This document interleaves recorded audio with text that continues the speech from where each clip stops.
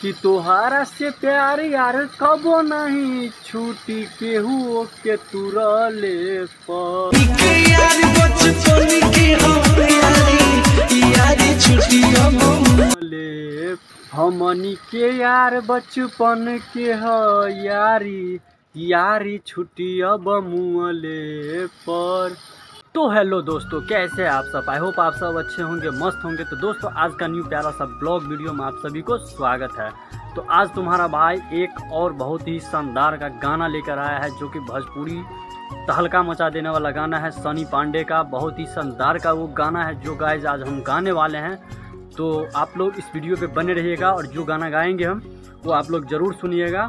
दोस्ती के ऊपर गाना ये है, हमनी के यार बचपन के है यारी यारी छुट्टी अब मुँहले पर। तो गाइज आज ये हम गाना गाने वाला है अपने आवाज़ में। तो गाइज आप सब सपोर्ट कीजिएगा और इस गाने को और इस वीडियो को आप लोग शुरू से लास्ट तक ज़रूर देखिएगा। तो चलिए, तुम्हारा भाई अभी एक गाने गाने वाला है। तो गाइज चलिए वीडियो को स्टार्ट करते हैं बिना किसी देरी का। तो चलिए, तुम्हारा भाई आज गाने गाने वाला है। तो चलिए वीडियो को स्टार्ट करते हैं बिना किसी देरी का। तोहारा से प्यार यार कबो नहीं छूटी केहू के तुरले पर हमनी के यार बचपन के यारी यारी छुट्टी अब मुँहले पर हमनी के यार बचपन के यारी यारी छुट्टी अब मुँहले पर कि तोहारा से प्यार यार कबो नहीं छूटी केहू के तुरले पर हमनी के यार बचपन के यारी यारी छुट्टी अब मुँहले पर हमनी के यार बचपन के यारी यारी छुट्टी अब मुँहले पर। खिया में तहरा नजारा ना होई, बिन तोहरा यारा गुजारा ना होई। अरे तोहरे में बसेला परनमा, एहो तू ही बारू दुनिया जहानमा।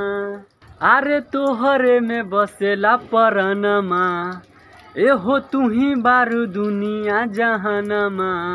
अरे मिलेला सुकून बड़ी दिलवा के भीतरी बोलिया सुनले पर।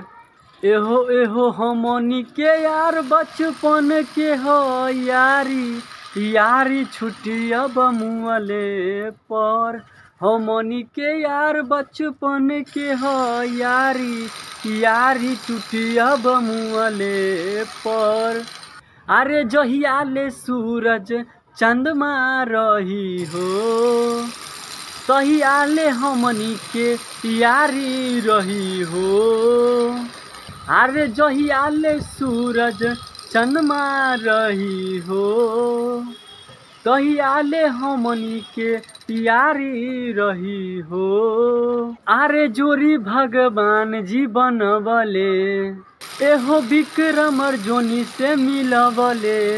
एहो हमनी के यार बचपन के यारी यारी छुट्टी अब मुँहले पर हमनी के यार बचपन के यारी यारी छुट्टी अब मुँहले पर हमनी के यार बचपन के यारी यारी छुट्टी अब मुँहले पर। तो दोस्तों, आप सभी को ये गाना कैसा लगा हो? गाना जो हमने गाए हैं सनी पांडे का दोस्ती पे गाना गाए हैं, हमनी के यार बचपन के यारी यारी छुट्टी अब मुँहले पर। तो गाना आप लोगों को कैसा लगा और ये वीडियो भी आपको कैसा लगा और गाना जो हम गाए हैं वो भी आप सभी को कैसा लगा? तो आप लोगों का अगर अच्छा लगा हो तो वीडियो को लाइक करके और चैनल को सब्सक्राइब कर दीजिएगा, जो मेरे यूट्यूब चैनल पे नए हैं। और इसी तरह आप लोग सपोर्ट और प्यार दुलार देते रहिए। तो चलिए फिर मिलते हैं नेक्स्ट कोई अच्छा सा फिर नया कंटेंट कोई गाना लेके आते हैं। तो चलिए फिर मिलते हैं बाय नेक्स्ट ब्लॉग वीडियो में। तब तक के लिए इतना ही, बाय।